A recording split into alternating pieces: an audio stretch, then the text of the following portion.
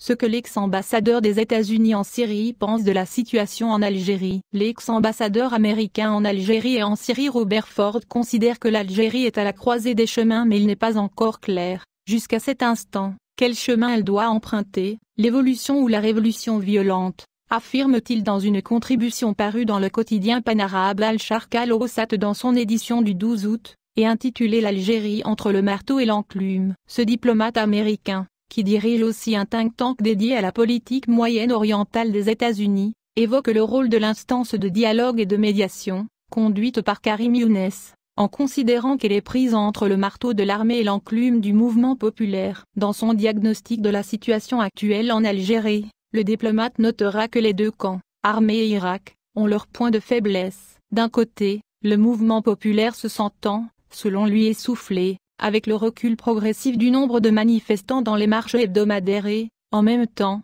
déçu par l'inaboutissement de ses revendications, après 6 mois de manifestations massives et ininterrompues, se trouve aujourd'hui dans l'obligation d'expérimenter d'autres méthodes, dont l'appel à la désobéissance civile lancé par certaines composantes du mouvement. Ce qui augure, d'après Robert Ford, d'un durcissement de la confrontation avec l'armée. De son côté, l'institution militaire souffre, d'après l'analyse de l'ex-ambassadeur américain, de son isolement et de ses divergences avec le chef d'État intérimaire, Abdelkader Ben Salah. Le commandement de l'armée est également handicapé par le manque de soutien de la classe politique à sa cause, en dehors des deux partis de l'ancienne majorité, honnie par le peuple. Le diplomate se pose la question de savoir si, au vu de ce diagnostic, l'Algérie pourrait échapper aux scénarios libyens et syriens. Selon Robert Ford, tout dépendra des résultats des efforts déployés par l'instance de dialogue. Or ces efforts sont eux-mêmes tributaires de l'attitude de l'armée. Puis il faudrait aller convaincre le mouvement populaire qui refuse jusqu'ici d'avoir un chef ou des représentants. En regardant bien la situation en Algérie,